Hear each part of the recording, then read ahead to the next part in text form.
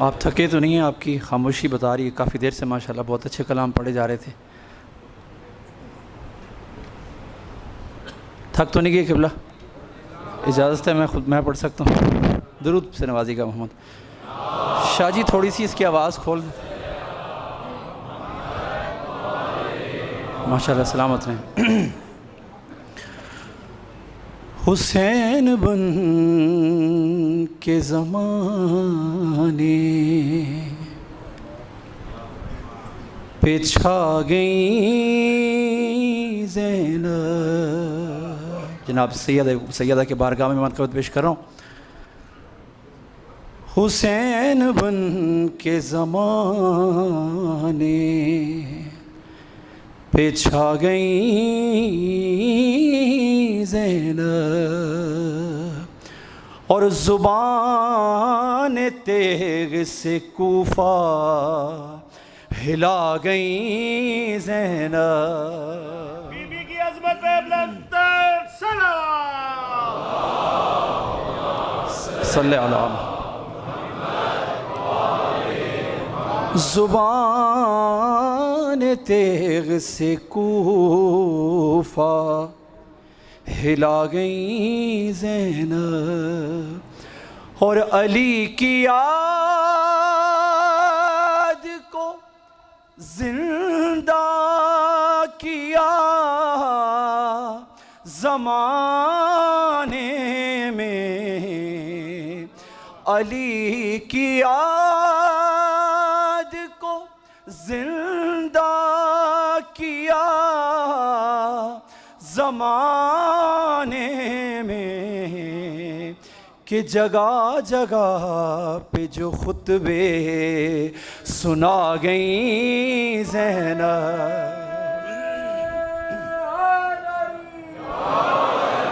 جگہ جگہ پہ جو خطبے سنا گئیں زینب اور قدم قدم پہ قدم قدم پہ ارے قدم قدم پہ جلائے حسینیت کے چراغ.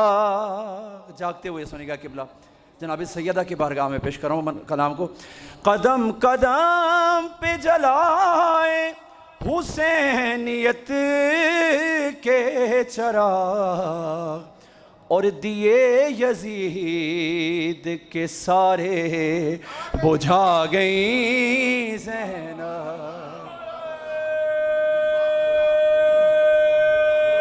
آپ سلامت رہیں قبلہ. آپ سلامت رہیں.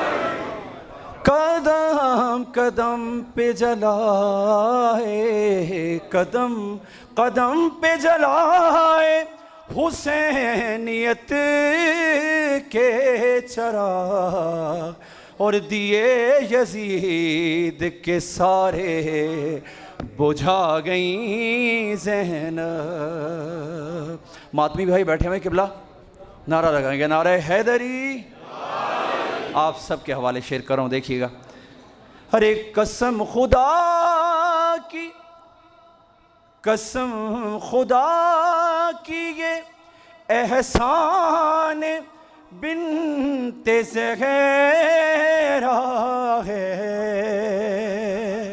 قسم قسم خدا کی یہ احسان بنت زہرا ہے کہ ہمیں حسین کا ماتم سکھا گئی زینب. سلامت رہیں بھائی. سلامت رہیں. آپ سلامت رہیں. آپ سلامت. آپ جی ہیں سرکار. آپ جی ہیں سرکار. آپ جی ہیں سر. آپ جی ہیں. قسم خدا کی یہ احسان بنت زہرا ہے کہ ہمیں حسین کا ماتم سکھا گئیں زینب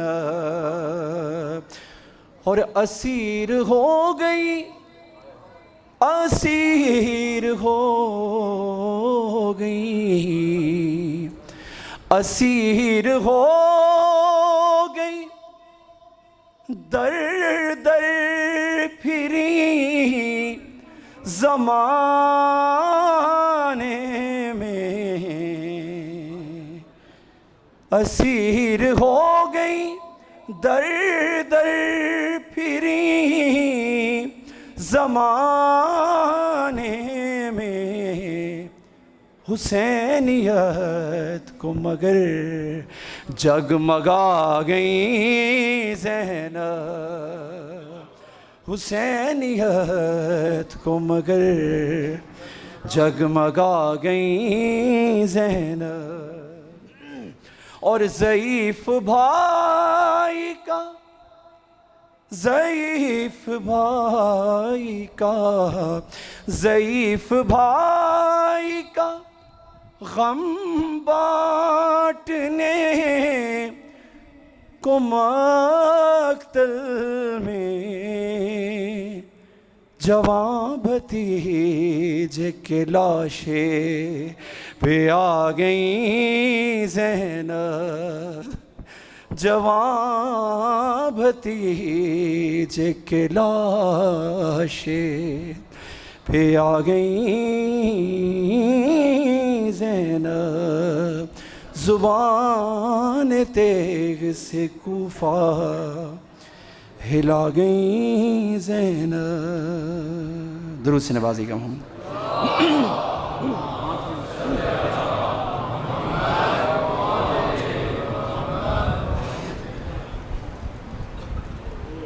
منزل شام کہاں، عطرت شبیر کہاں، منزل شام کہاں، اور عطرت شبیر کہاں، ہائے سجاد تجھے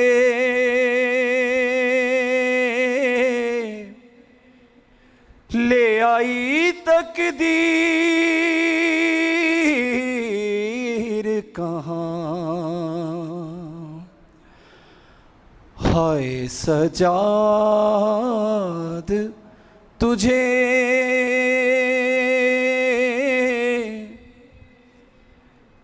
لے آئی تقدیر کہاں، ظلم کا سایہ تو کربل سے چلا شام تلک، ظلم کا سایہ تو کربل سے چلا شام تلک، شام بازار کہاں، زہرا کی جاگیر کہاں، ہائے سجاد تجھے لے آئی تقدیر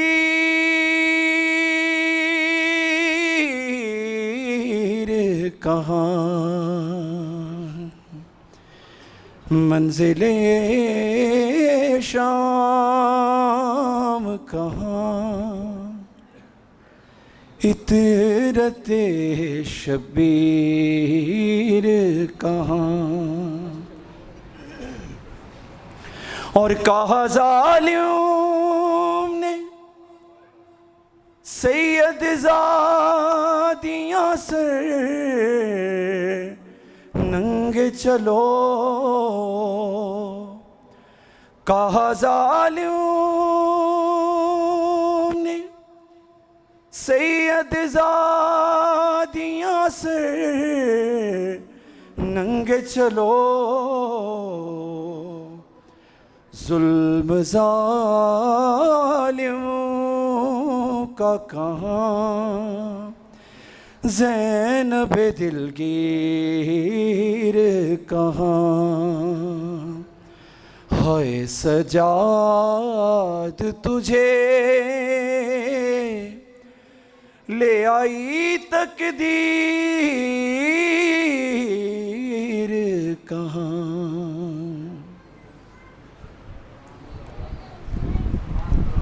ماشاءاللہ۔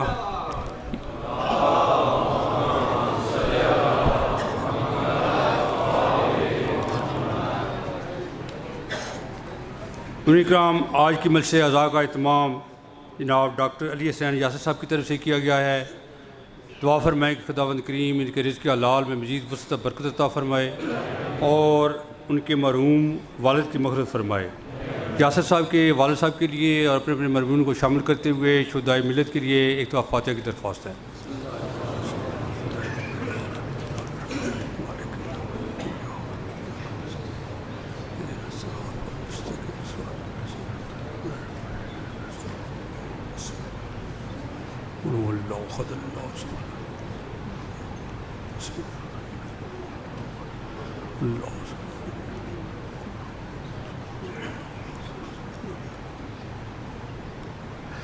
انتہائی ادب سے درخواست کروں گا حجت الاسلام مسلمین علامہ سید عارف حسین کاظمی صاحب سے جلوہ افروز ممبر ہوں۔ نعرہ تکبیر،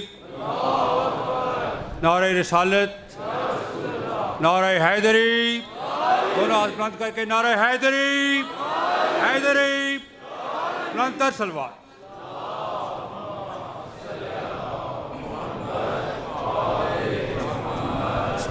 نعرہ تکبیر، نعرہ رسالت، کل ایمان یک زبان، نعرہ حیدری، آواز بلندتر صلوات۔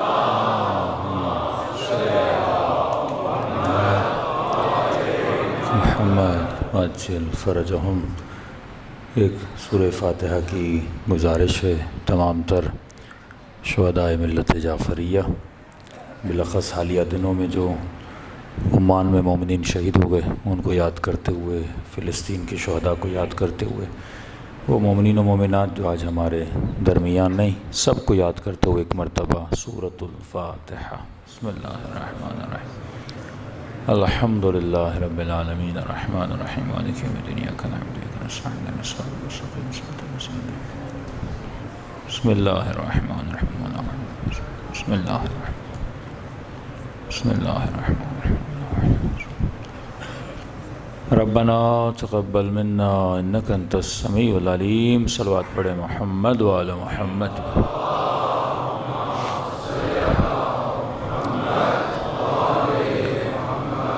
بسم اللہ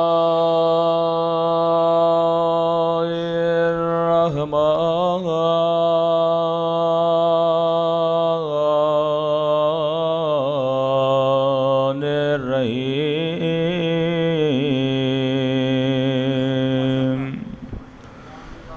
الحمد للہ رب العالمین۔ الحمد للہ کما هو أهله۔ الصلاة والسلام على سيد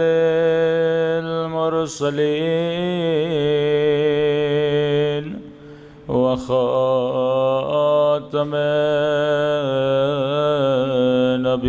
النبيين أبي القاسم محمد، اللهم صل على محمد وعلى آله الطيبين الطاهرين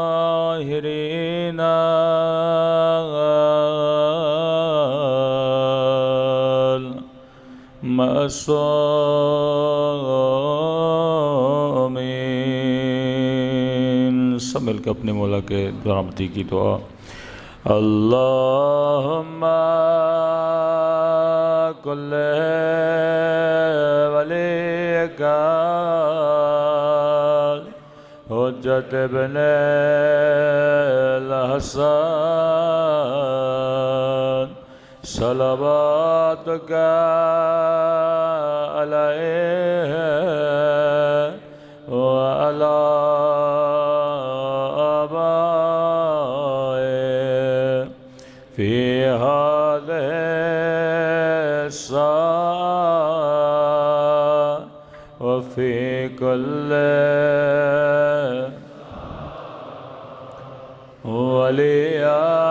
وليان وحافظا وقائدا ودليلا وأنا حتى تسكنه أرضك طوعا وتمتعه فيها طويلا برحمتك يا أرحم الراحمين. صلوات پڑھے محمد وعلی محمد.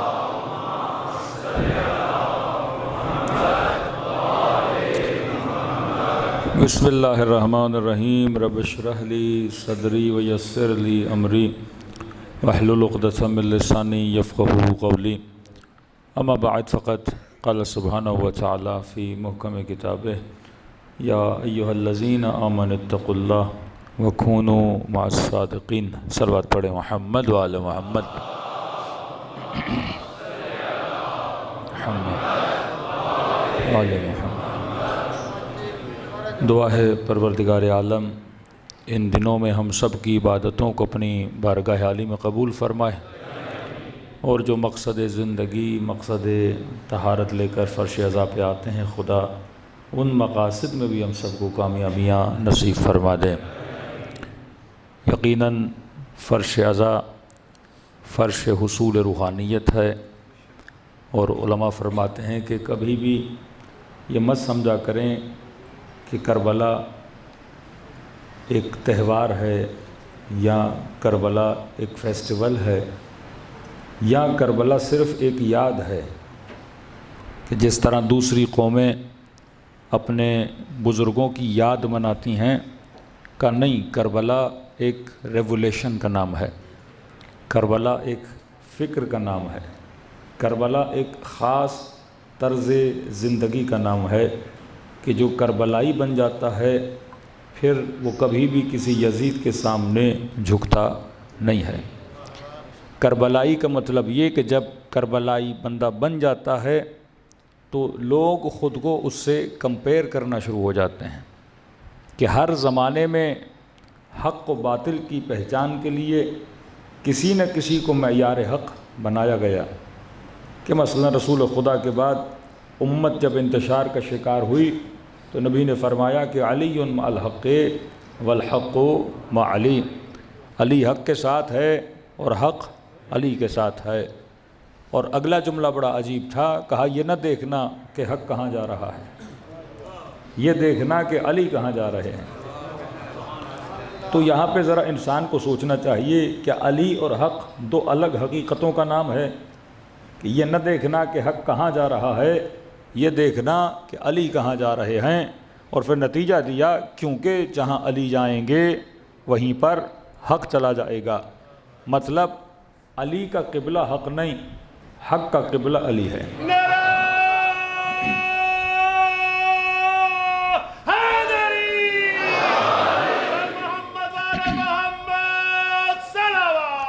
اللہم صلی علی محمد. یعنی اگر حق کا بھی کوئی امام ہے تو وہ علی بن ابی طالب ہے. اب دیکھیے، جب میں کہتا ہوں حق، جب میں کہتا ہوں باطل، تو آپ کے ذہن میں ایک تھیوری آتی ہے. جب میں نے کہا امامت تو آپ کے ذہن میں ایک تھیوری آ گئی، اور آپ سے پوچھا جائے گا کہ امامت کیا ہے، تو جو سوچ آپ کے ذہن میں ہے آپ اسے بیان کریں گے. میں نے کہا باطل تو ایک سوچ آپ کے ذہن میں آ گئی. میں نے کہا حق، ایک سوچ آپ کے ذہن میں آ گئی. تو جب یہ کہا نا کہ یہ نہ دیکھنا حق کہاں جا رہا ہے، تو اس کا مطلب یہ نہ دیکھنا کہ حق کی تھیوری بتانے والے کہاں جا رہے ہیں. اس مجمع میں اگر 100 لوگ ہیں اور 100 سے پوچھا جائے کہ جناب حق کیا ہے، تو ہر بندہ حق کی الگ تھیوری بتائے گا.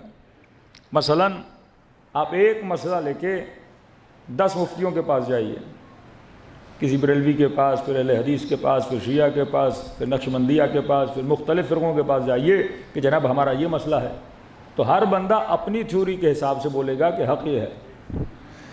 اور جب سب کو آپس میں آپ بانٹیں گے تو سارے کے سارے گویا آپس میں اختلاف کریں گے کہ کوئی بندہ مجلس کو عبادت سمجھے، علم کے چومنے کو عبادت سمجھے، دوسری جگہ جائیں گے تو کہیں گے یہ کار باطل ہے، علیاذ باللہ، اور بھی بول دیں کہ یہ بدعت والا کام ہے. اسی طرح کئی کام اہل بریلوی صاحب کرتے ہیں جن کو اہل حدیث نہیں مانتے، کئی کام اہل حدیث کرتے ہیں جن کو بریلوی نہیں مانتے. تو ایک ہی چیز کی تعریف ہے، لیکن 10 مفتیوں اور مولویوں کے پاس جائیں گے، وہ ڈیفرنٹ حق کی تھیوری بیان کریں گے. تو حق کی تھیوری میں تو اختلاف ہو سکتا ہے، لیکن وجود حق میں اختلاف نہیں ہو سکتا. رسول خدا تھے، لاکھوں تھیوری بیان کرنے والے ہوں، لیکن نبی کا وجود کیا ہے؟ یہ مجسمہ حق ہے. تو اب اگر کسی نے اپنی تھیوری کو کسی کے ساتھ کمپیئر کرنا ہو تو وہ کس کے ساتھ کرتے تھے؟ رسول خدا کے ساتھ کرتے تھے. اگر کسی نے کہا یہ کام حق ہے، دوسرے نے کہا نہیں ہے، تو کہتے تھے جا کر دیکھتے ہیں، اگر حضرت رسول وہ کام کریں گے تو حق ہے، نہیں کریں گے تو کیا ہے؟ باطل ہے. یہی معاملہ رسول کے جانے کے بعد ہوا. تھیوری تو مسلمانوں کے پاس تھی، کسی نے قرآن کو نیزوں پہ اٹھا کے بولا حق ہے، کسی نے جنگ کر کے بولا حق ہے، کسی نے امیر المومنین کے مقابلے میں آ کر بولا کہ ہم حق ہیں. لیکن نبی نے کہا یہ نہ دیکھنا کہ یہ اتنے سارے حق جو کہہ رہے ہیں وہ کہاں جا رہے ہیں، تمہیں بس یہ دیکھنا ہے کہ علی کہاں جا رہے ہیں. حق علی نالے، علی حق نالے، جڑا حق نالے خدا بیڑا پارے، جڑا حق تو پھرے تے بے شمارے. نعرہ حیدری. تو ہر زمانے میں کسی نہ کسی حق کے معیار کا ہونا ضروری ہے جس سے انسان ایک دوسرے کو کیا کرے؟ کمپیئر کرے. کہ کبھی کہا ان الحسین مصباح الہدی و سفینۃ النجات.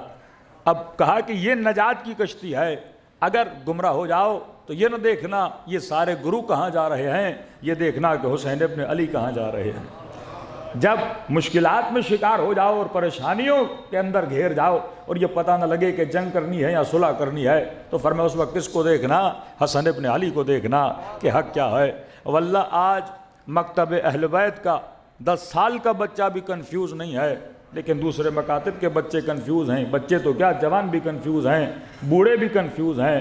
کہ آج اسی اسلام آباد کے ایک مولوی صاحب سے پوچھا گیا کہ جناب یہ بتائیے کہ حضرت حسین کے ساتھ ظلم ہوا کہ نہیں؟ کہ ظلم ہوا. کہ کس نے کیا؟ کہ یزید نے کیا. کہ پھر آپ لعنت بھیج دیجئے. کہ نہیں، لعنت ہم نہیں بھیج سکتے. مطلب اتنا پڑھ لکھ کر بھی، کتابیں پڑھ کے، حدیثیں پڑھ کے، یا آج تک کنفیوژن کا شکار ہے کہ میں نے لعنت بھیجنی ہے یا نہیں بھیجنی ہے. لیکن آپ کا 10 سال کا بچہ جو ہے اسے یہ پتہ ہے کہ محبت کس سے کرنی ہے، نفرت کس سے کرنی ہے. آپ کے لیے صاف لائن کھینچ دی گئی ہے. اور یہی کنفیوژن انسان کو ڈپریشن سے نکال دیتا ہے، پریشانیوں سے نکال دیتا ہے. کہ آج تک ہم اس کنفیوژن کا شکار نہیں ہوئے کہ کس کو رضی اللہ کہنا ہے، کس کو رضی اللہ نہیں کہنا، کس کو ماننا ہے، کس کو نہیں ماننا، کس سے محبت کرنی ہے، کس سے محبت نہیں کرنی. کیونکہ رسول نے ایک لائن کھینچ دی، اور جس لائن کے جملے آپ زیارت عاشوراء میں دہراتے ہو کہ انی سلم لمن سالمکم و حرب لمن حاربکم، کہ مولا مولا میں محبت اس سے کروں گا جس نے آل رسول سے محبت کی، اور میری دشمنی بھی اس سے ہے جس نے آل رسول سے دشمنی کی ہے۔ تو فرمایا اب کتنی بھی امت کنفیوژن کا شکار ہو جائے لیکن علی کے چاہنے والے کنفیوژن کا شکار نہیں ہوتے، کیونکہ ہم نے معیار محبت اور معیار نفرت بتا دیا کہ محبت اس سے کرو جو آل رسول سے محبت کرے، اور نفرت اس سے کرو جو آل رسول سے نفرت کرے۔ صلوات پڑھے محمد و آل محمد۔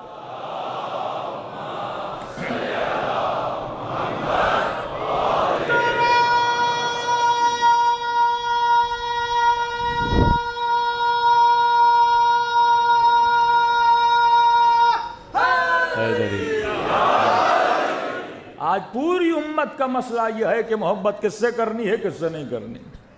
واقعاً آج مسلمانوں کے جتنے گروہ بنے ہیں یہ کس بنیاد پہ بنے ہیں؟ محبت کی بنیاد پہ بنے ہیں کہ یہ شیعت علی ہے، یہ شیعت عثمان ہے، یہ شیعت آل ابی سفیان ہے۔ یہ مختلف جو گروہ بنے کس بنیاد پہ بنے؟ محبت کی بنیاد پہ بنے نا۔ تو اگر محبتیں لوگوں کی صحیح ہو جائیں تو لوگوں کے عقیدے بھی کیا ہو جائیں؟ صحیح ہو جائیں۔ اتنے بڑے پڑھے لکھے عالم دین اہل سنت کے قبلہ طاہر القادری صاحب کہ اپنی امت کو یہ بولیں کہ دیکھو اے جوانوں، مشاجرات صحابہ نہ پڑھنا، کیونکہ پڑھنے کے بعد یا خارجی بن جاؤ گے یا رافضی بن جاؤ گے۔ مطلب روکا جاتا ہے مطالعے سے۔ اور یہ وہ زمانہ جو علم کا زمانہ، یہ وہ زمانہ جو آرٹیفیشل انٹیلیجنس کا زمانہ، یہ وہ زمانہ کہ ایک چھوٹا سا سوال چیٹ جی پی ٹی سے کرو وہ فوراً تجھے جواب دے دیتا ہے۔ تو آپ لوگوں کو پڑھنے سے نہیں روک سکتے، لیکن اتنے بڑے معاملات کو پڑھنے کے بعد بھی شیعہ کنفیوز کیوں نہیں ہوتا؟ اہل بیت کا چاہنے والا کنفیوز کیوں نہیں ہوتا؟ دنیا کی بڑے سے بڑی کتاب لا دو، وہ پڑھنے کے بعد بتا سکتا ہے کہ حق کیا ہے، باطل کیا ہے، کیونکہ رسول نے امت کو کنفیوز نہیں رکھا۔ وہ یہ کہہ کر گئے کہ میں تمہارے درمیان دو گراں قدر چیزیں چھوڑے جا رہا ہوں، ایک کتاب کو چھوڑے جا رہا ہوں، ایک اپنی آل کو چھوڑے جا رہا ہوں۔ تو فرمایا دو ہی اختلاف ہو سکتے ہیں، یا اختلاف افراد میں ہوتا ہے یا اختلاف متون میں ہوتا ہے۔ افراد میں کیسے؟ آپ کے پاس بھی کتابیں ہیں، برادران اہل سنت کے پاس بھی کتابیں ہیں، وہ بھی کہتے ہیں قال قال رسول اللہ، آپ بھی کہتے ہیں قال قال رسول اللہ۔ اب بھائی رسول یہاں پہ کچھ اور کہہ رہا ہے، وہاں پہ کچھ اور کہہ رہا ہے، امت پریشان ہو جاتی ہے۔ یہ بڑے بڑے لوگ جو ہدایت آدھی پا جاتے ہیں آدھے راستے میں پھنس جاتے ہیں۔ پھنستے کہاں ہیں؟ حدیثوں میں پھنس جاتے ہیں، اور ایسی حدیثیں جن کا نہ سر ہے نہ پیر ہے۔ مثلا میں چھوٹی سی مثال دے رہا ہوں، جو یہ بتاتے ہیں کہ بھائی یزید کے خلاف اتنا نہ بولا جائے۔ وہ کہتے ہیں دیکھیے جناب ہم یہ معاملہ اللہ پہ چھوڑتے ہیں کہ حضرت حسین صحیح تھے یا یزید صحیح تھا۔ ہم نے کہا کیسے؟ کہ رسول خدا کی حدیث ہے کہ حاکم کیسا بھی ہو، چاہے فاسق ہو چاہے فاجر ہو، یہاں تک بول دیا کہ چاہے اس کے وجود کے اندر شیطان ہی کیوں نہ چلا جائے، فرمایا چاہے وہ تمہیں اپنے دین سے ہٹا بھی دے، لیکن فرمایا حاکم کے خلاف بولنا نہیں ہے، حاکم کے خلاف قیام نہیں کرنا۔ فاجر ہے تو زبان سے نہ بولو فاجر ہے، پہلے کا دل سے بول دو کہ برا ہے، لیکن زبان سے ظاہر نہ کرو، اس کے خلاف تلوار نہ اٹھاؤ۔ اور یہاں تک نبی نے کہہ دیا، یا آج تک اپنے بچوں کو سناتے ہیں کہ ایک بچہ جب مدرسے میں جائے گا ایسی روایتیں اور حدیثیں پڑھے گا، ایک طرف پڑھے گا رسول نے کہا کہ حاکم فاجر ہو کتنا بھی بدترین کیوں نہ ہو، لیکن تم نے اس کے خلاف قیام نہیں کرنا۔ دوسری طرف دیکھے گا کہ نبی کا نواسا ہے جو حاکم کے خلاف قیام کر رہا ہے، تو اس کے ذہن میں پہلی بات یہ آئے گی کہ حسین ابن علی نے اپنے نانا کی سیرت پہ کیا نہیں کیا، عمل نہیں کیا۔ دوسری طرف وہ رسول کے نواسے ہیں جو مدینے سے نکل کے یہ کہہ رہے ہیں کہ میرے دو ہی ہدف ہیں نکلنے کے، پہلا ہدف یہ ہے کہ نانا کی سیرت کو زندہ کروں، دوسرا ہدف یہ ہے کہ امت کی بدعتوں کو ختم کروں۔ ایک طرف حدیث کچھ کہہ رہی ہے، ایک طرف سیرت حسین کچھ کہہ رہی ہے، تو گڑبڑیاں حدیث میں ہو سکتی ہے، کردار حسین میں تو نہیں ہو سکتی، رفتار حسین میں تو نہیں ہو سکتی۔ جس کو جنت کے جوانوں کا سردار بنا دے وہ کیسے کچھ غلط کر سکتا ہے؟ یہ ممکن ہی نہیں ہے۔ لیکن یہاں پہ آپ حدیث پڑھتے ہو تو اسی حدیثوں کی بنیاد پہ کہتے ہیں کہ بھائی امت میں تفرقہ ہو گیا، اگر امام علی مقام قیام نہ کرتے تو ایسا نہ ہوتا۔ تو یہاں پہ امت کیا ہے؟ کنفیوز ہو جاتی ہے۔ تو فرمایا یا افراد میں بھی کنفیوز ہو جاتی ہے، ایک طرف نبی کا داماد ہے نام ہے امیر المؤمنین، دوسری طرف نبی کی زوجہ ہے، دوسری طرف اصحاب ہیں جناب طلحہ و جناب زبیر، یعنی اکابر امت، یہاں بھی اکابر امت۔ تو آدھی امت کنفیوز ہو گئی۔ افراد میں بھی کنفیوژن ہے، احادیث میں بھی کنفیوژن ہے۔ احادیث میں جاتے ہیں تو احادیث آمنے سامنے، یعنی ایک حدیث کہے کہ فاسق و فاجر، نبی نے کہا کہ کبھی اس کے خلاف قیام نہ کرنا، دوسری طرف قرآن کی آیت اٹھاتے ہیں تو اللہ کہتا ہے لعنت اللہ علی القوم الظالمین، اللہ کی لعنت ظالموں پر ہے۔ دوسری طرف اللہ کہے کہ یرث اللہ عبادی الصالحین، میرے زمین کا ورثہ کس کو ملے گا؟ عباد الصالحین کو ملے گا۔ دوسری طرف کہے کہ کوئی فاسق بھی آ جائے اگر قیام نہ کرنا، تو ایک کنٹروڈکشن پیدا ہو گیا کہ روایات قرآن کی آیات کے مقابلے میں اور افراد اہل بیت کے مقابلے مقابلے میں. تو اب سمجھے تو کیا سمجھے, تو نبی نے بڑا آسان کر کے اہل علم, اہل فہم, اہل عقل, اہل لب لباب کو یہ بتا دیا کہ سنو, اگر افراد میں جھگڑا ہو جائے تو معیار حق علی کو بنا کے جا رہا ہوں. یا علی, بڑے سے بڑے افراد بھی مقابلے میں آ جائیں تو کنفیوژن کا شکار نہ ہونا. یہ بتا کے جا رہا ہوں کہ علی مال حق ہے والحق مع علی, علی حق کے ساتھ ہے, حق علی کے ساتھ ہے. یہ میری آل رسول جہاں کھڑی ہو وہاں حق ہے. کسی کو سفینہ نجات کہہ دیا, کبھی کہا کہ یہ دونوں امام ہیں, کھڑے رہیں تب بھی امام ہیں, بیٹھ جائیں تب بھی امام ہیں. تو فرمایا اگر افراد کے اندر کنفیوژن آ جائے تو کنفیوژن میں نہ جانا, بس اتنا دیکھنا کہ علی کہاں جا رہا ہے, حسن کہاں جا رہا ہے, حسین کہاں جا رہا ہے. اور فرمایا اگر احادیث میں کنٹروڈکشن ہو جائے پھر بھی گھبرانے کی ضرورت نہیں ہے, میں قرآن چھوڑ کے جا رہا ہوں. اگر حدیث قرآن کی آیت کے مفہوم سے ملے تو اسے سینے سے لگا دینا, لیکن اگر قرآن کی آیت کی مخالفت کرے تو روایت کے جملے ہیں, فرمایا دیوار پہ مار دینا یا جوتے کی نوک پہ رکھ دینا, کیونکہ وہ کلام رسول کا کلام نہیں ہو سکتا جو اللہ کے کلام کی مخالفت کرتا ہوا نظر آئے. صلوات پڑھے محمد و آل محمد.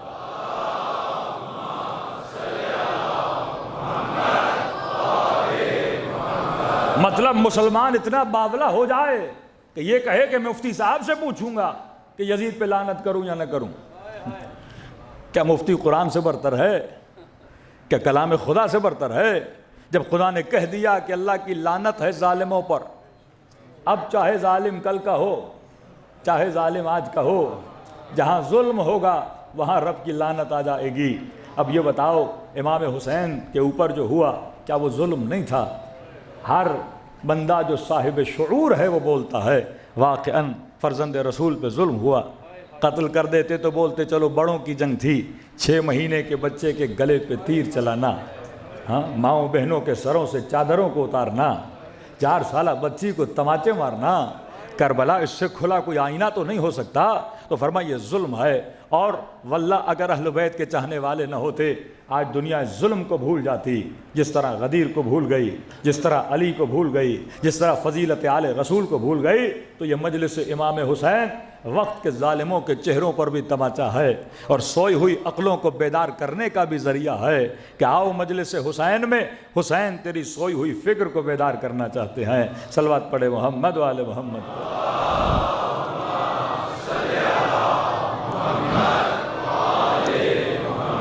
دیکھیے کئی ہمارے برادران اہل سنت کے نوجوان ایک بیداری کی لہر ہے کہ جیسے میں کہتا ہوں پہلا ورژن محمد علی مرزا کا تھا, دوسرا ورژن پہلا ورژن مولانا اسحاق کا تھا, اس کا نتیجہ مرزا بنا, تیسرا ورژن ابھی مفتی ہمدرد کا ورژن ہے.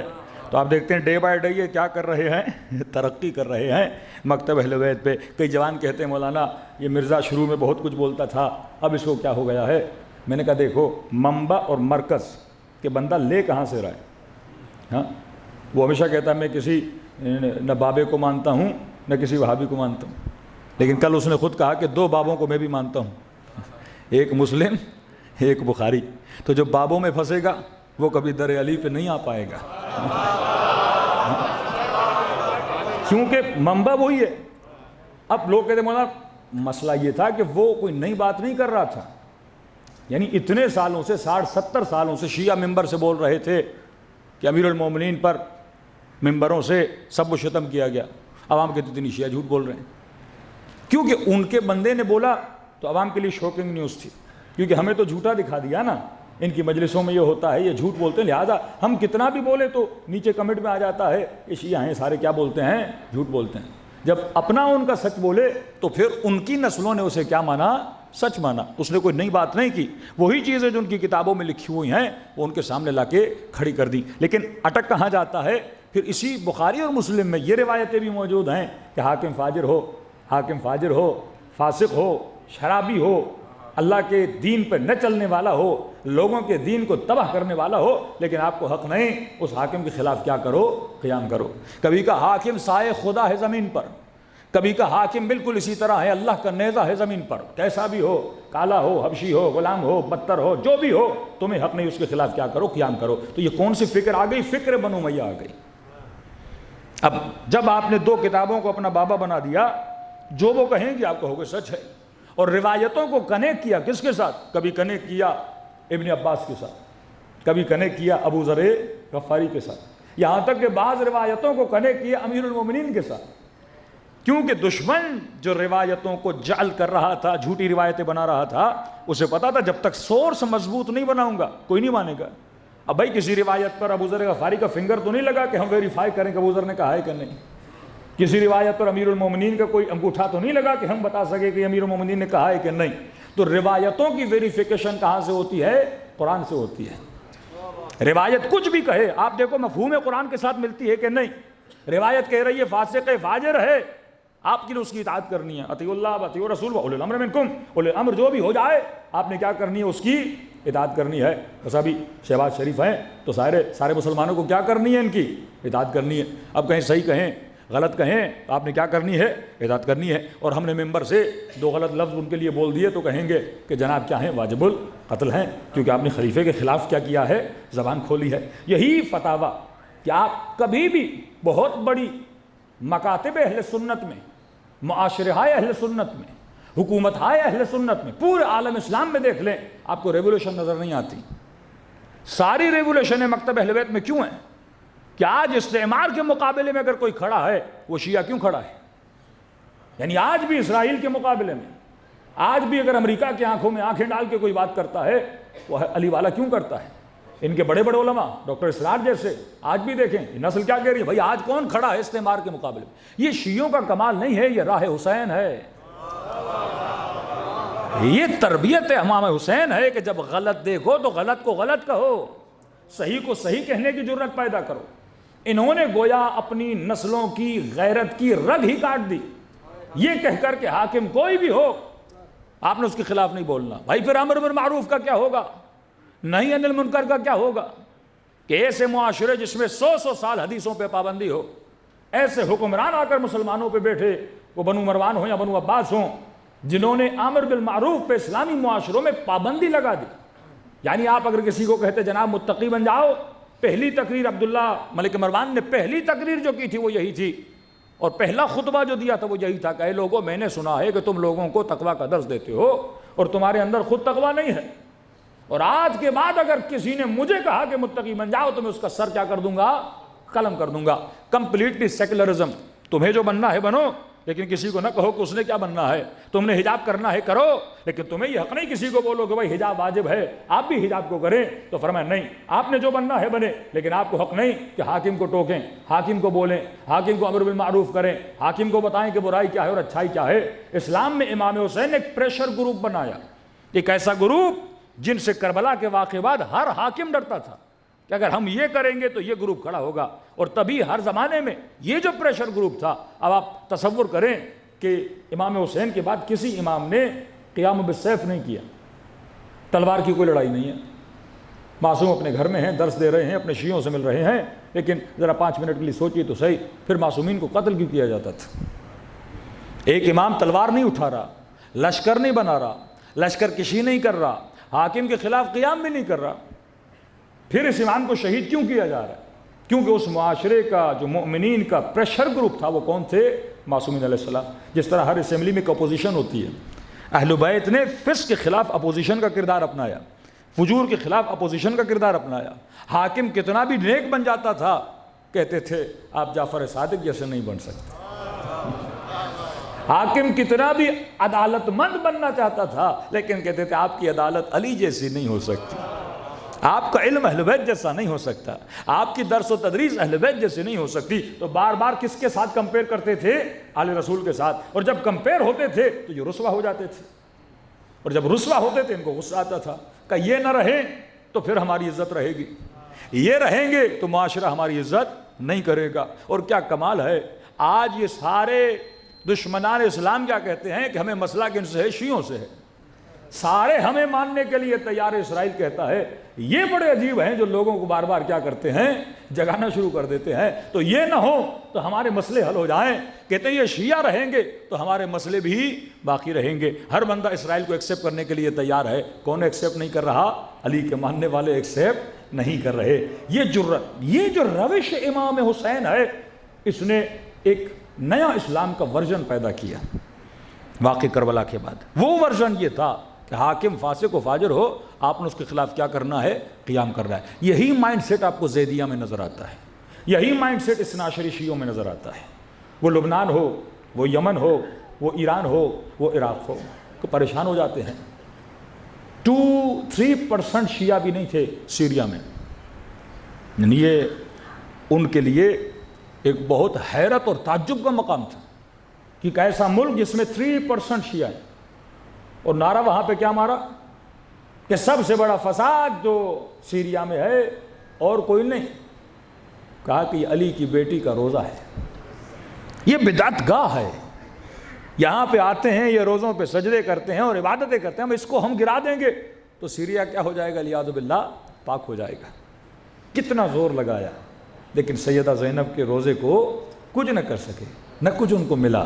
یہ کس کی سوچ ہے؟ یہ امام حسین کی سوچ ہے۔ اگر یہ سوچ نہ ہوتی ہم کبھی بھی اپنا دفاع نہ کر پاتے۔ جس قوم میں شہادت کا جذبہ ہو، جو قوم فرمائے ہمارے شیعوں کی نشانی یہ ہے کہ جب یہ سبیل اللہ پہ چلتے ہیں تو یہ کبھی نہیں گھبراتے کہ موت ان پر آ جائے یا موت پر یہ آ جائیں۔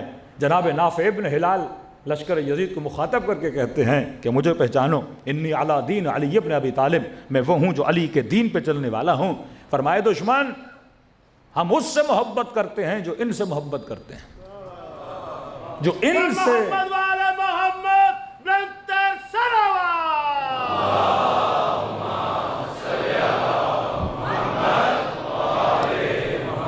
میدان میں کھڑے ہو کر کہا کہ میں علی کے دین پر ہوں، اور اپنی تولا اور تبرہ بھی بتائی، کہا کہ جو ان سے، امام حسین کی طرف اشارہ کیا، جو ان سے نفرت کرتا ہے ہم ان سے نفرت کرتے ہیں، جو ان سے محبت کرتا ہے ہم ان سے محبت کرتے ہیں۔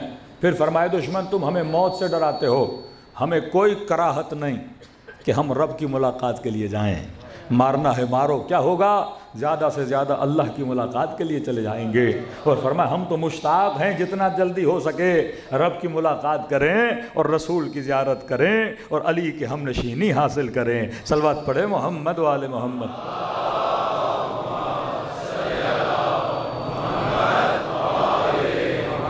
وَأَجِّلْ فَرَجَهُمْ۔ دیکھیے ہمیں کوئی مسئلہ نہیں، ہمارا کوئی شیعہ جوان مثلاً اہل سنت میں جانا چاہتا ہے، کوئی مسئلہ نہیں۔ ہم نے آج تک کبھی کسی پہ اٹیک کیا کہ بھائی آپ شیعہ تھے سنی کیوں بنے؟ پہلی بات کوئی بنتا نہیں، اس مکتب میں آنے کے بعد کوئی جاتا ہی نہیں۔ یہ بالکل ایسے ہے کہ بندہ جب 12ویں پاس کر لے پھر تیسری میں اور چوتھی میں نہیں جاتا، 12ویں والا بیک پہ نہیں آتا، کیونکہ یہاں وہ علم ملتا ہے لوگوں کو کہ لوگ بیک پہ نہیں جاتے۔ اگر کوئی چلا بھی جائے تو ہم نے کبھی کوئی اعتراض نہیں کیا۔ انسان کی اپنی چوائس ہے، اپنی عقل کے حساب سے وہ جس چیز کو انتخاب کرنا چاہتا ہے، اللہ نے اسے کیا دیا ہے؟ حق دیا ہے۔ لیکن دوسری طرف آپ دیکھیں کہ جیسے لوگوں کو حق نظر آتا ہے وہ مکتب اہل بیت میں آنا چاہتے ہیں، یا انہیں مارا جاتا ہے یا انہیں روکا جاتا ہے۔ یہی کراچی میں 3-4 دن پہلے بیچارے مفتی ہمدرد صاحب کو پکڑا بھی، مارا بھی، تھانے میں گئے، پھر SHO سے ان کو مروایا۔ اب امیر المومنین کی مجھے بات یاد آ گئی، جب جنگ صفین میں امیر المومنین کو یہ گالیاں دے رہے تھے اور لشکر علی والوں نے بھی رپلائی دینا چاہا تو میرے مولا نے کہا کہ تم علی کے چاہنے والے ہو۔ امام نے فرمایا جب تک وہ زبان سے بات کر رہے ہیں زبان سے جواب دو، تلوار نہ اٹھاؤ، اینٹ نہ اٹھاؤ، پتھر نہ اٹھاؤ، اور جواب میں بھی گالی نہ دو، کیونکہ گالی وہ دیتا ہے جس کے پاس دلیل نہیں ہوتی۔ کَنَحْنُ أَبْنَاءُ الدَّلِيلِ، تم علی کے ماننے والے ہو اور تم کیا ہو؟ صاحب دلیل ہو۔ جہاں دیکھو اگلا غصہ کر رہا ہے، گالی دے رہا ہے، مارنے پہ اتر رہا ہے، تو کیا مطلب اس کے پاس کیا نہیں ہے؟ دلیل نہیں ہے۔ آپ کو کسی نوجوان سے مسئلہ ہے، جناب آپ اسے کیا دیجئے؟ دلیل دیجئے۔ سوشل میڈیا کا زمانہ ہے، آپ کو ہمارے کسی لفظ و عبارت سے مسئلہ ہے تو آپ کیا دیجئے؟ دلیل دیجئے۔ تو پڑھے لکھے معاشرے ڈائیلاگ کے ساتھ اپنے مسائل کو حل کرتے ہیں، اور جاہل معاشرے جن کے پاس دلیل نہیں ہوتی وہ لڑائیوں سے مسائل کو حل کرتے ہیں۔ تو اہل بیت نے اپنے کردار سے بتایا کہ ہم باب مدینۃ العلم کے ماننے والے ہیں، اور انہوں نے اپنے کردار سے بتایا کہ ہم جہالت کے ماننے والے ہیں۔ صلوات پڑھے محمد و آل محمد۔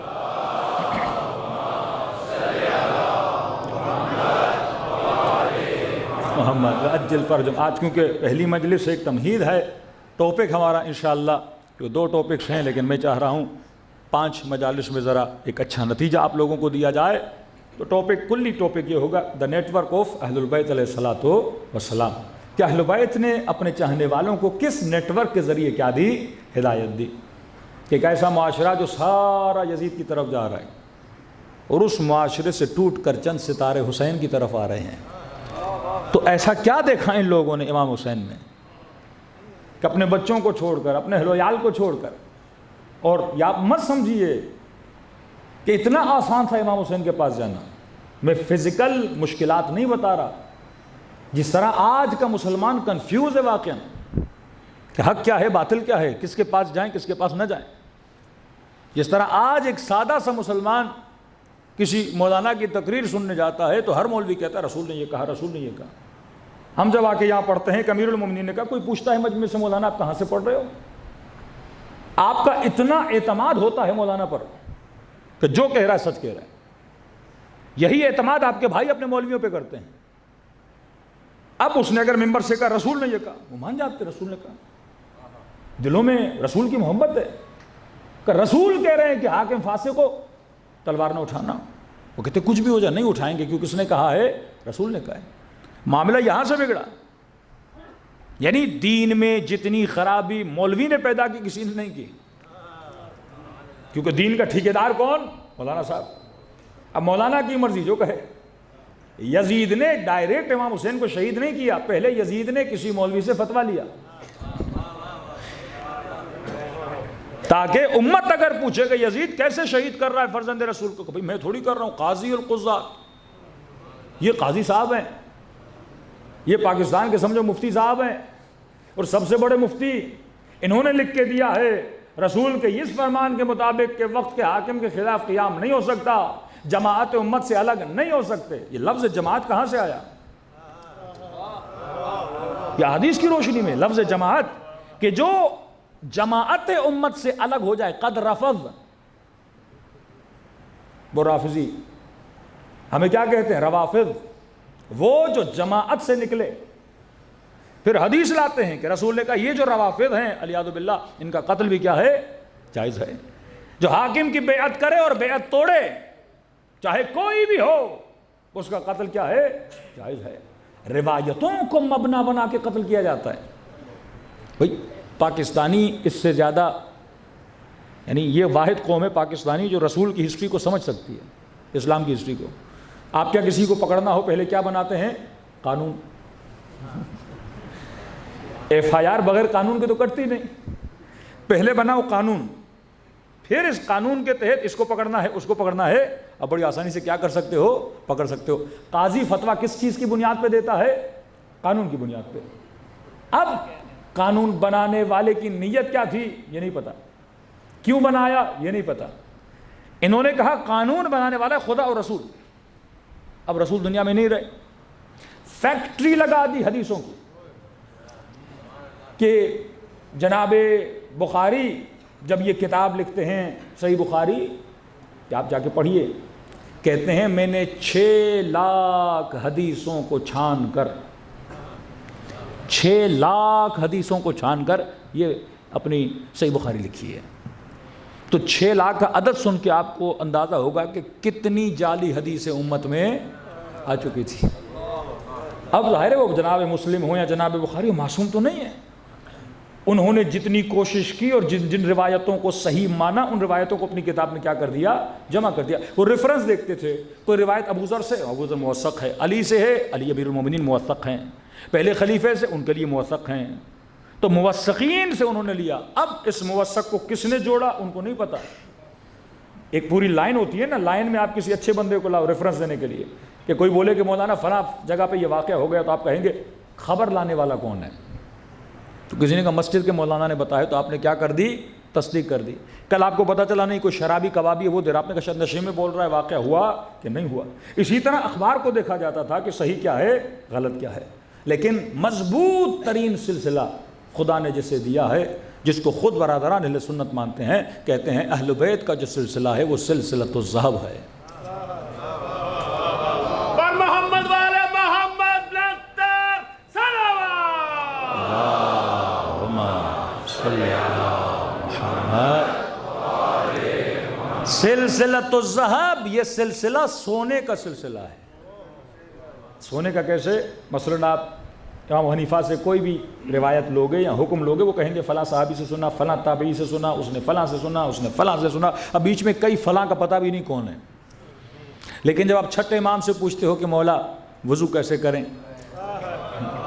کہتے میں نے اپنے بابا سے، انہوں نے اپنے بابا علی زین العابدین سے، انہوں نے اپنے بابا حسین ابن علی سے، حسین ابن علی نے اپنے بابا علی ابن ابی طالب سے، علی ابن ابی طالب نے رسول سے، رسول نے جبرائیل سے، اور جبرائیل نے خدا سے۔ ہمارے ہاں جتنی کڑیاں ہیں وہ صرف یا 11 ہیں یا 12 ہیں، اس سے زیادہ کڑیاں نہیں بنتی۔ اس سلسلے کو کیا کہا؟ سلسلۃ الذہب۔ کون سا سلسلہ؟ سونے کا سلسلہ۔ اور بہت بڑا سوال مفتی ہمدرد نے اٹھایا، واقعی میں نے پہلے نہیں سنا تھا، اور انہوں نے اپنے اہل سنت بھائیوں سے اٹھایا کہ بھائی یہ کہاں پہ لکھا ہے؟ یعنی قرآن کی کوئی آیت ہے، کوئی حدیث ہے رسول کی کہ میں نے فقہ جو لینی ہے مثلاً امام حنبل سے لینی ہے، دوسرے سے نہیں لے سکتا، یا میں نے فقہ امام مالک سے لینی ہے، تیسرے سے نہیں لے سکتا، یا میں نے فقہ امام حنیفہ سے لینی ہے، کسی اور سے نہیں لے سکتا۔ کہ یہ ہمیں کس نے پابند کیا ہے کہ ہم صرف 4 اماموں سے فقہ لے سکتے ہیں اور جعفر صادق سے نہیں لے سکتے؟ مطلب کس نے؟ میں نے مسلمان نے جاننا ہے کہ میرا رسول وضو کیسے کرتا تھا۔ یہ کس نے مجھے کہا کہ میں ان جناب سے صرف پوچھ سکتا ہوں کہ رسول وضو کیسے کرتے تھے، لیکن نواز رسول سے نہیں پوچھ سکتا؟ یہ جو فکر ہے نا کہ معصوم فرماتے ہیں اگر کسی کو ہدایت دینی ہے پہلا کام یہ ہے کہ اس کے ذہن میں سوال پیدا کرو۔ سوال آیا تو وہ کھودنا شروع کر دے گا، اور جاتے جاتے بالآخر وہ حقیقت تک پہنچ جائے گا۔ لیکن جس کے ذہن میں سوال ہی نہیں، وہ حقیقت تک کیسے پہنچے گا؟ آپ کے بڑے بڑے علماء اسی طرح تبلیغ کرتے تھے، کیونکہ ایک صفت ہے، کل انشاءاللہ صفات پہ گفتگو کریں گے۔ وہ صفت ہوتی تھی مومن، معصوم فرماتے مومن نہیں بن سکتا جب تک صاحب بصارت نہ ہو۔ بصیر جو ہوتا ہے اسے حق و باطل کے پہچاننے کی کیا ہوتی ہے؟ شناس ہوتی ہے۔ اس کے پاس ایک ہتھیار ہے جہاں سے وہ حق و باطل پہچان سکتا ہے۔ یہ بہت بڑے آپ کے عالم دین غالباً شاہ فیصل کے زمانے میں، اس سے بھی پہلے سعودی عرب گئے حج کے لیے، غالباً آغا امینی تھے، آغا محسن الحکیم، یہ دقیقاً یاد نہیں۔ کہتے جب حج کیا تو گورنمنٹ کا جو بیوروکریسی تھی ان کو پتہ چلا کہ شیعوں کا اتنا بڑا مرجع، اتنا بڑا عالم آیا ہے، لہٰذا ایک رسپیکٹ کی جائے، اور ان کو انہوں نے دعوت دی کہ ہم آپ کو کسی کھانے پہ بلانا چاہتے ہیں۔ تو انہوں نے کہا دیکھیے ہم جہاں بھی آتے ہیں آپ کا یہی مقصد ہوتا ہے کہ بار بار کوئی پھر بحث چھڑی جائے، پھر ظاہر بحث لمبی ہو جاتی ہے، ہم کسی نتیجے پہ نہیں پہنچتے۔ تو انہوں نے کہا نہیں قبلہ آپ آئیے، کوئی سیاسی بات نہیں ہوگی، کوئی دینی بات نہیں ہوگی، صرف مسلمان ہیں آپس میں بیٹھیں گے کھانا کھائیں گے۔ انہوں نے کہا اچھا ہے، مسلمان تو مان لیا، سفرے پہ بیٹھ جاتے ہیں۔ یہ پہلے مسلمان کہہ کے بلاتے ہیں، پھر کافر کہہ کے اٹھاتے ہیں۔ تو انہوں نے کہا ٹھیک ہے آ جائیے، کوئی بات نہیں، کیونکہ نحن ابناء الدلیل، نا ہم کبھی بھی بحث و مباحثے میں ان باتوں میں گھبراتے نہیں، موٹی موٹی باتیں قرآن سے لو، اور اگر حق کو پہچانا ہے تو کوئی اب امت اگر کنفیوژن میں رہے گی تا قیامت کنفیوژن میں، آپ کا رستہ تو بالکل کلیئر ہے نا، انی سلم لمن سالمکم حرب لمن حربکم، مسئلہ ہی حل کر دیا آل رسول نے۔ کہتے میں سفرے پہ گیا، بڑے بڑے مفتی، بڑے بڑے مولوی، کوئی یونیورسٹیز کے مدارس کے بڑے سفرے پہ بیٹھے ہوئے ہیں، سمجھو اہل علم جو حدیث کو جانتے تھے، مکے کے مدینے کے، حافظان بخاری مسلم، حافظان قرآن، قاریان قرآن، سارے بیٹھے ہوئے ہیں۔ کہتے کھانا چلا، سب نے کھایا، جب کھانا ختم ہوا تو انہوں نے کہا دیکھیے قبلہ علماء کی محفل ہے تو ہم کوئی سیاسی بحث تو نہیں کرتے، لیکن کیا اچھا ہو جائے کہ وہ محفل کیسی جس میں ذکر رسول نہ ہو، وہ محفل کیسی جس میں کلام رسول نہ ہو۔ کہ انہوں نے کہا بسم اللہ، ہم کب منع کیا ہے کہ رسول کا ذکر نہ ہو؟ کہا دیکھیے ہم چاہتے ہیں جتنے مفتی حضرات صاحب بیٹھے ہیں، یہ بڑے بڑے جو اکابر ہیں، سب رسول خدا کی ایک ایک حدیث سناتے جائیں تاکہ محفل میں کیا ہو جائے، برکت آ جائے۔ انہوں نے کہا کوئی بات نہیں، آپ سنائیں۔ تو ایک مفتی صاحب اٹھے، انہوں نے ایک حدیث سنائی، دوسرے اٹھے دوسری حدیث سنائی، تیسرے اٹھے تیسری حدیث سنائی۔ قبلہ کہتے ہیں میں نے محسوس کیا ساری حدیثوں کا ٹاپک ایک ہے، ساری حدیثوں کا ٹاپک ایک ہے۔ کہ فلاں صاحب کو شیطان دیکھ کے بھاگ جاتا تھا، ملائکہ ان کو دیکھ کے رش کھاتے تھے، کوئی نبی ہوتا ان کے بعد فلاں نبی ہوتے. کہتے پڑھتے کہ میں نے کوئی بات نہیں پڑھے، کہ میری باری آئی. مطلب ان کو بھی پتا ہے کہ کس کو کیا اچھا لگتا ہے، کس کی کیا کمزوری ہے. انہوں نے کہا ہم تو گھبراتے نہیں ہیں، کہ بولے آپ بھی سنائیے. اب جان بوجھ کے وہ پڑھ رہے ہیں تاکہ بحث کو کہیں لے لیا جائے. تو انہوں نے کہا ٹھیک ہے، آپ نے ماشاءاللہ بڑی پیاری پیاری میٹھی میٹھی حدیثیں سنائی ہمیں. تو کہا کہ ایک حدیث ہم بھی آپ کو سناتے ہیں. اب اہل مکہ اہل مدینہ بڑے بڑے علماء بیٹھے ہیں. کہا رسول خدا کی حدیث ہے من مات ولم یعرف امام زمانہ مات میتۃ جاہلیہ. جو مر جائے اور وقت کے امام کو نہ پہچانے وہ جاہلیت کی موت مرا. تو جتنے مکے مدینہ کا قد صدق، سچ کہا رسول خدا نے، واقعاً یہ حدیث ہے. کہ آپ ماشاءاللہ اہل مکہ اہل مدینہ پڑھے لکھے مفتی صاحبان، کئی حدیث ہے آپ کی کتابوں میں. کہ الحمدللہ ہم مانتے ہیں، ہر فرد مانتا ہے. رسول نے فرمایا جس نے وقت کے امام کو نہیں پہچانا وہ جاہلیت کی موت مرا. کہ ہم سب پہچانتے ہیں، یہ بیٹھے ہوئے اوپر ہمارے حاکمان ہمارے وقت کے امام ہیں، ہم ان کی معرفت رکھتے ہیں. انہوں نے کہا نہیں آج کی بات نہیں کر رہا، آپ نے بھی حدیثیں پڑھی ہیں، مجھے بس اتنا بتائیے کہ نبی کی بیٹی کا وقت کا امام کون تھا.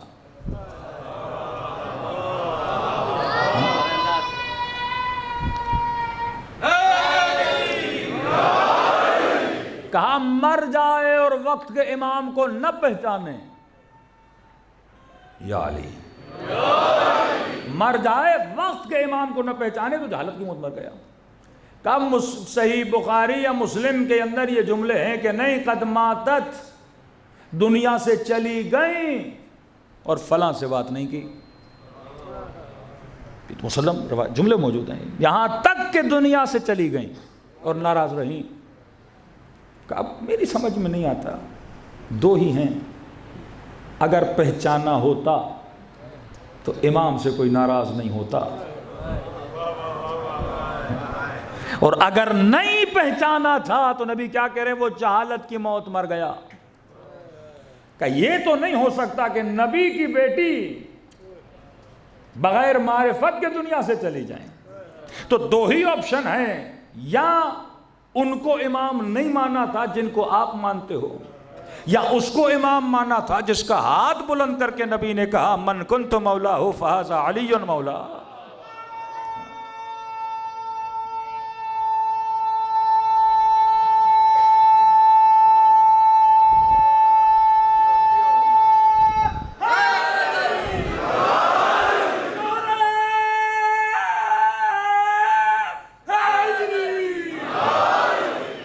یا ان کو امام مانا جن کو ہم شیعہ مانتے ہیں حیدری، یا جن کو آپ مانتے ہیں.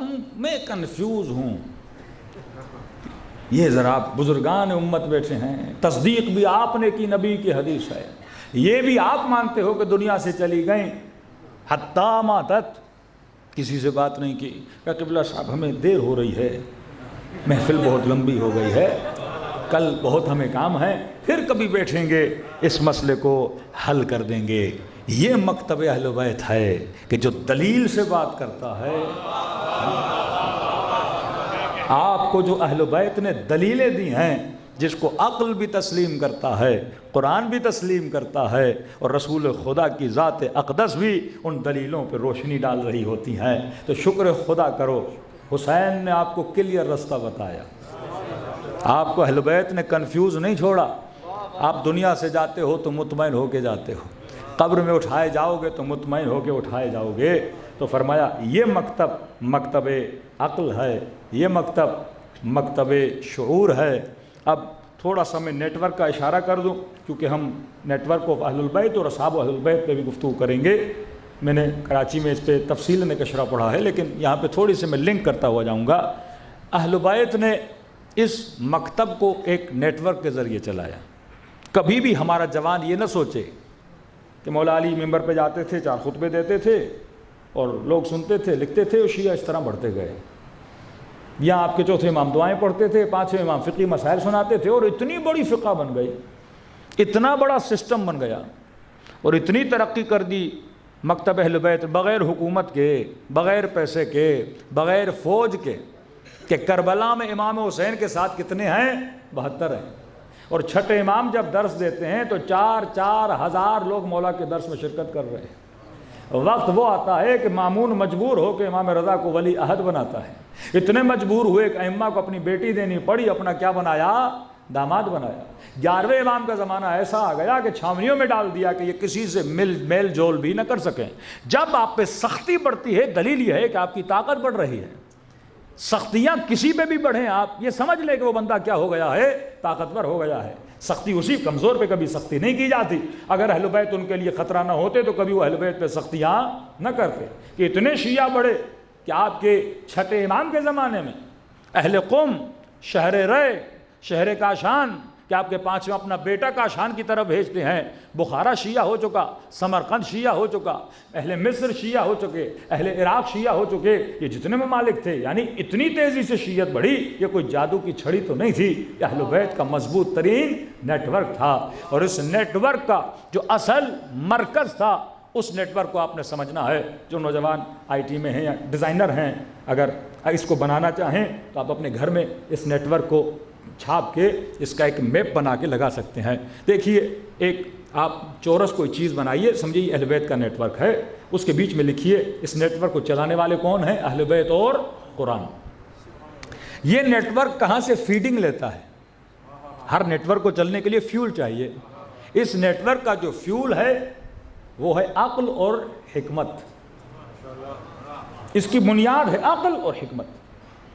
آپ اپنے فقہی مسائل دیکھیں گے، اس میں عقلانیت ہے، کل 1-2 مثال دوں گا تاکہ آپ دوسروں کو سمجھا سکے۔ نیٹ ورک کا فیول کیا ہے؟ عقل اور حکمت۔ اس نیٹ ورک کے افراد کا ایک دوسرے کے ساتھ تعلق کس بنیاد پر ہے؟ محبت اور نفرت کی بنیاد پر۔ آپ سارے یہاں جمع ہو کس کی محبت میں؟ امام حسین کی محبت میں۔ کربلا جاتے ہو 40 میں 20-20 ملین لوگ، کون جمع کر رہا ہے؟ امام حسین کی محبت۔ ہم جمع ہوتے ہیں ان کی محبت میں، ہم لڑتے بھی ہیں تو ان کی نفرت میں۔ دشمنی ان سے جو اہل بیت سے کیا کرے؟ دشمنی کرے۔ کہا نا کہ حسین کی محبت کو خدا نے شیعوں کے دلوں میں حرارت بنا دیا ہے، اور یہ حرارت کبھی بجھنے والی نہیں ہے۔ مطلب ہمارا ایک دوسرے کے ساتھ تعلق کیا ہے؟ محبت اور نفرت کا تعلق ہے۔ نفرت اس سے جو آل رسول سے نفرت کرے، محبت اس سے جو آل رسول سے محبت کرے۔ اس نیٹ ورک میں رہنے کا قانون اہل بیت نے بتایا ہے۔ مطلب ایک بندہ کہے میں آل رسول سے محبت کروں گا، ان کے دشمنوں سے نفرت کروں گا، لیکن اگر اس قانون پہ عمل نہ کرے اس نیٹ ورک سے نکال دیا جاتا ہے۔ قانون ہے معروف اور منکر۔ المعروف ما امرتم بہ والمنکر ما نہیتم عنہ۔ جو آپ نے کہا وہ ہم کریں گے، جس سے آپ نے روکا ہم رک جائیں گے۔ یعنی یہ اس نیٹ ورک کی 4 دیواریاں ہیں۔ ہمارے بعض شیعہ ایسے ہیں جو کہتے ہیں ہم اہل بیت کے نعرے تو ماریں گے، محبت کے قصیدے تو پڑھیں گے، لیکن جو علی نے کہا ہم کریں گے نہیں، جو حسن نے کہا ہم کریں گے نہیں۔ ارے پھر تم کربلا کے اصحاب میں سے نہیں بن سکتے۔ خط لکھنے والوں کے دلوں میں محبت تھی پر تبرہ نہیں تھا، اور کئی ایسے تھے جیسے ابن مسعود، قاری قرآن ہے، بہت بڑے اکابر امت میں سے ہے، اس کے اندر تولا بھی ہے، تبرہ بھی ہے، لیکن معروف اور منکر نہیں تھا کہ امام حسین نے کہا میری مدد کے لیے آ، نہیں کہ اہل بیت کی مدد کے لیے۔ کئی ایسے لوگ تھے جو بیٹھ گئے، لیکن کئی ایسے لوگ تھے کمپلیٹ۔ اگر اس نیٹ ورک کے اندر جان لانی ہے اور اس نیٹ ورک کا حصہ بننا چاہتے ہو، اشہد انک قد اقمت الصلاۃ وآتیت الزکاۃ وامرت بالمعروف ونہیت عن المنکر۔ المعروف ما امرتم بہ، جو آپ نے کہا میں کروں گا، جس سے آپ نے روکا میں رک جاؤں گا۔ تو افراد کا تعلق محبت اور نفرت۔ نیٹ ورک کو چلانے والے قرآن اور اہل بیت۔ نیٹ ورک یہاں سے فیڈنگ لے رہا ہے وہ عقل اور حکمت۔ اب اگر اس نیٹ ورک میں ہم رہے، قانون پہ عمل کیا، معروف اور منکر پہ بھی عمل کیا، اس کا نتیجہ ہے ظہور امام زمانہ۔ مولا آ کر کیا کریں گے؟ فرمایا عدل قسطم عدلا ملئت جورن و فسقا۔ اے مولا زمین جور اور فسق و فجور سے بھر گئی، اور امام جب ظہور کریں گے تو کیا ہوگا؟ عدل اور انصاف زمین میں قائم ہو جائے گا۔ تو فرمایا اگر عدل اور انصاف چاہتے ہو اس نیٹ ورک کا حصہ بنو، اور تمہارے گھروں میں بھی عدل و انصاف آ جائے گا، تمہاری فکر میں بھی عدل و انصاف آ جائے گا، تمہاری زندگیوں میں بھی تعادل پیدا ہو جائے گا، اور خود دنیا بھی بن جائے گی اور انسان کی آخرت بھی بن جائے گی۔ صلوات پڑھے محمد و آل محمد۔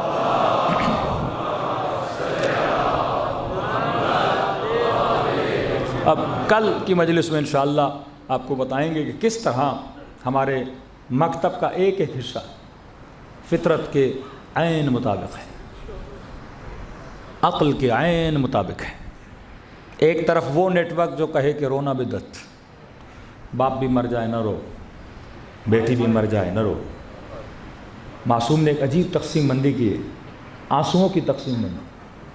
کون سے آنسو قابل تعریف ہیں، قابل تمجید ہیں، کون سے آنسو مذمت کے آنسو ہیں۔ ہر آنسو کی تعریف بھی نہیں ہے۔ ایک آنسو وہ جس کو سیدہ اپنے رومال میں لے لے، اگر مسلمان نسبتوں کو سمجھ جاتے۔ واللہ آنسو کیوں ہیں؟ فرمایا ذکر حسین کا گریہ دلوں کو قسی ہونے نہیں دیتا، دلوں کی نرمی کا باعث بنتا ہے۔ اور اللہ کی آواز آتی ہے نا، میں کبھی بھی ایسے دل میں نہیں آتا جس دل میں قساوت ہے۔ فرمایا نا خدا جس کے دل سے اپنی محبت نکالتا ہے، دل کیا بنا دیتا ہے؟ قسی بنا دیتا ہے۔ اتنے قسی بن جائیں کہ فرزند رسول کے سینے پہ سوار ہو جائیں، اتنا قسی بن جائے 4 سالہ بچیوں کو تماچے مارے۔ یہ ذکر اہل بیت آپ کے دلوں کو کیا کر رہا ہے؟ زندگی دے رہا ہے۔ آج کیوں شیعہ فلسطین کے لیے بلب رہے ہیں، تڑپ رہے ہیں؟ کہ ہم یہاں فلسطین دیکھتے ہیں یا ہمیں کربلا یاد آنے لگتی ہے۔ کربلا میں 6 مہینے کا بچہ تھا، اب دیکھ رہے ہیں گھر گر چکے، آوار کے نیچوں سے چھوٹے چھوٹے بچے نکالے جا رہے ہیں۔ یہ ظلم ہے۔ فرمایا کونوا للظالم خصما وللمظلوم عونا، ظالم کے لیے اپنے دل میں کیا پیدا کرو؟ دشمنی پیدا کرو۔ مظلوم کے لیے اپنے دل میں کیا پیدا کرو؟ محبت پیدا کرو۔ آج آپ کے دل نرم ہے نا، پریکٹیکلی اگر کوئی ان کی مدد کر رہا ہے، کون ہے؟ برملا ان کے رہبر کہہ رہے ہیں آپ یعنی شیعیان حسین ابن علی کا شکریہ ادا کر رہے ہیں۔ کس مسلم ملک کے سربراہ کا نام لے کے انہوں نے شکریہ ادا کیا؟ آپ شیعوں کا شکریہ ادا کیا کہ واقعاً آج بھی یزید کے مقابلے میں کوئی کھڑا ہے تو علی کے چاہنے والے کھڑے ہیں۔ یہ قوت تب آئے گی جب آپ کے دل نرم ہوں گے۔ دل نرم ہوتا ہے تو آپ کے اندر قربانی کا جذبہ پیش آتا ہے۔ کربلا میں دلوں کی نرمی تھی، اگر حر کا دل نرم نہ ہوتا کبھی حسین کے پاس نہ آتا، اگر وہب قلبی کا دل نرم نہ ہوتا کبھی یار و یاور حسین نہ بنتا۔ فرمایا قدر جانو ان آنسوؤں کی، یہ روح تمہاری روح کو زندگی دیتی ہے، گریہ امام حسین۔ تبھی میں ہر سال کہتا ہوں کہ فرمایا ہم اہل بیت کریم ہیں، اگر خلوص دل سے میرے جد حسین کو سلام کرو گے خدا تجھے ثواب زیارت حسین عطا کرے گا۔ دلوں کو کربلا کی طرف متوجہ کریں۔ دعا ہے خدا ہم سب کو زیارت ذریعہ حسین نصیب فرمائے، اور کبھی کبھی یہ سلام امام حسین کی ذریعہ کے سامنے بیٹھ کے اپنے آقا حسین کو دیں۔ لیکن فرمائے مومن اگر کربلا نہیں آ سکتے تو کیا ہوا، اپنے گھر میں بیٹھ کر جب دل تڑپے مجھ حسین کو سلام کرو، خدا تجھے ثواب زیارت عطا کرے گا۔ کہ مولا ایک سلام سے ثواب مل جاتا ہے؟ فرمایا ایک نشانی اگر تیرے اندر آ جائے، مولا کون سی نشانی؟ کہ اگر خلوص سے مجھ حسین کو سلام کرو، اگر نہ چاہتے ہوئے تیری آنکھوں سے آنسو آ گئے، یہ مت سمجھنا یہ تیرے آنسو ہیں، حسین نے تجھے تیرے سلام کا جواب بھیجا ہے۔ چوتھے امام فرماتے ہیں کثرت سے میرے بابا کو سلام کرو۔ کسی نے کہا مولا زیارت عاشورہ میں 100 سلام، اتنی تاکید کیوں ہے؟ کہا کیونکہ عاشورہ کے دن میرا بابا ترس گیا تھا، کہتے تھے اسے سلام نہ کرو، سلام مسلمانوں کو کیا جاتا ہے۔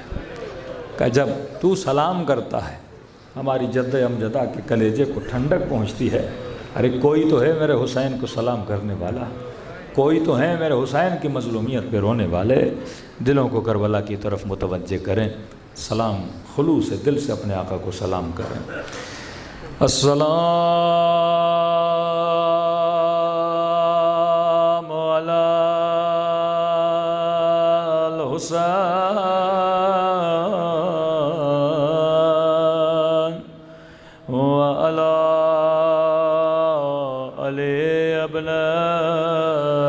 الحسین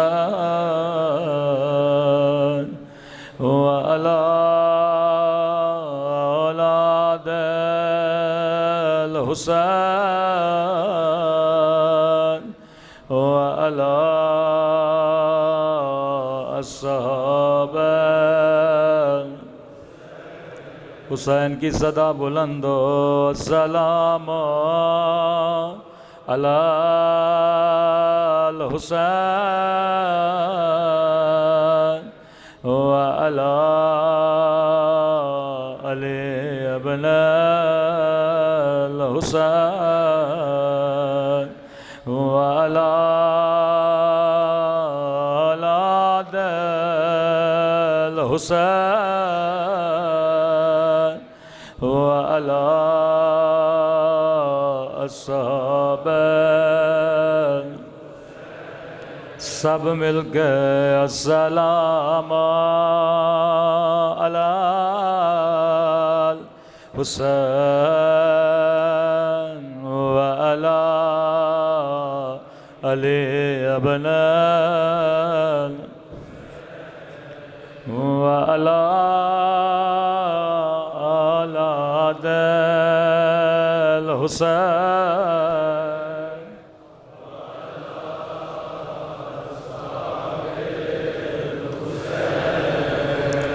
میرا سلام ہو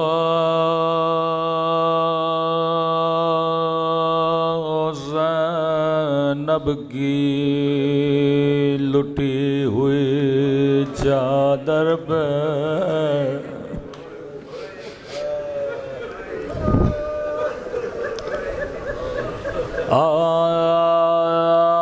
آج 11 محرم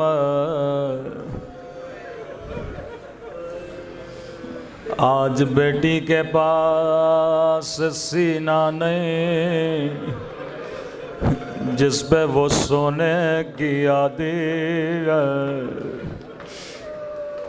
آج رباب کی گود میں علی اصغر نہیں آج زینب کے پاس آن محمد نہیں مجھے نہیں پتا آج کی رات سکینہ کہاں سوئی ہوگی مجھے نہیں پتا آج رباب کیسے سوئی ہونگی میں قربان امام زمانہ کی مظلومیت پہ جب کبھی دل کرے رونے کا تو زیارت ناہیہ پڑا کرو فرماتے ہیں شیعو تو سن کے برداشت نہیں کرتا لیکن میں نے یہ سارے منظر اپنی آنکھوں سے دیکھے فرمایا میرا سلام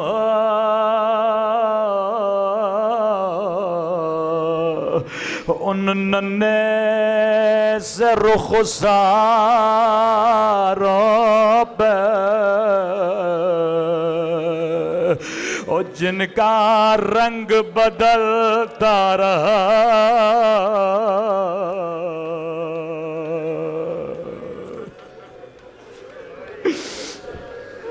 یہ نہیں کہا رنگ بدل گیا بلکہ فرمایا بدلتا رہا کبھی شمر کے تماچوں نے رنگ نیلا کیا کبھی ظالم کے تماچوں نے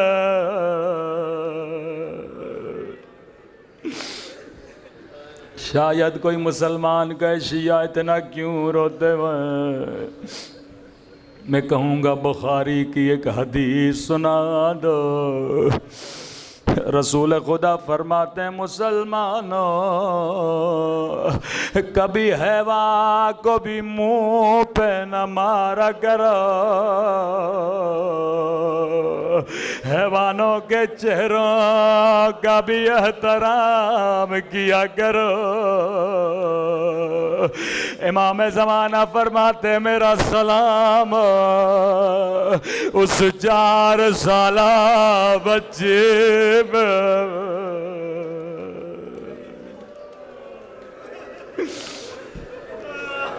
اے کاش نبی کی نواسیوں کا احترام کیا جاتا۔ بی بی زینب فرماتی ہیں جب سکینہ شہید ہو گئی سب سے زیادہ جو بی بی رو رہی تھیں وہ جناب ام کلثوم تھی۔ بی بی زینب نے کہا ام کلثوم اگر آپ روئیں گے بچوں کو حوصلہ کون دے گا؟ کہنے لگی آقا زادی ایک منظر میری نگاہوں سے نہیں جا رہا۔ کہ ام کلثوم کیسا منظر؟ کہنے لگی بی بی زینب میں بازار شام سے گزر رہے تھے، سکینہ میری گود میں تھے، شامی بچوں کے ہاتھوں میں روٹیاں تھے، بچی کی نگاہ روٹی پہ پڑے، میرے کان میں کہا پپھی اماں مجھے بڑی بھوک لگی گا۔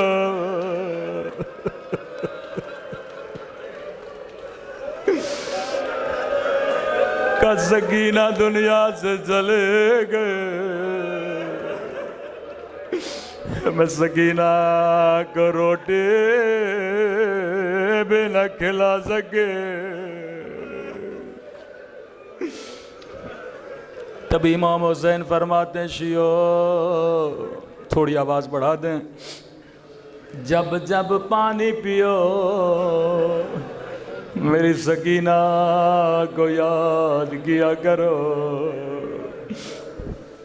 فرمایا ایک ایک گھونٹ کے لیے میری بچی کو تماچے مارے گئے۔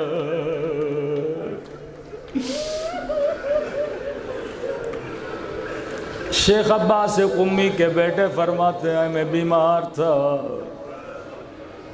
خواب میں رسول خدا آئے، فرمایا شیخ علی مجھے حسین کی بیٹی کے مصائب سنا۔ میں نے کہا یا رسول اللہ بیمار ہوں، میرے گلے میں کینسر ہے۔ فرمایا سنا سکینہ کے مصائب، خدا تجھے شفا دے گا۔ شیخ علی کہتے ہیں میں نے ایک جملہ پڑھا رسول خدا غش کھا گئے۔ کہا کون سا جملہ تھا شیخ علی؟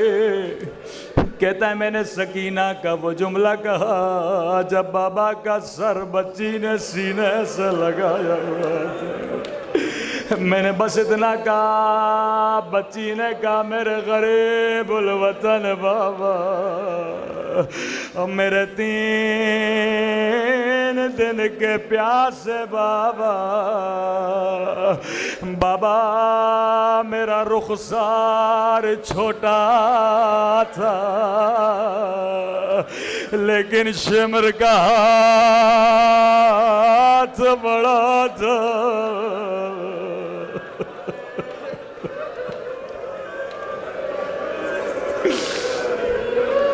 کہ رسول خدا نے اتنا سنا بے ہوش ہو گئے۔ بخاری میں رسول کہتے ہیں مسلمانوں کبھی حیوان کو بھی منہ پہ نہ مارا کرو۔ اگلا سلام میرے امام زمانہ کا بڑا درد بھرا سلام ہے۔ فرمایا میرا سلام ہو ان خشک پھٹے ہوئے ہونٹوں پہ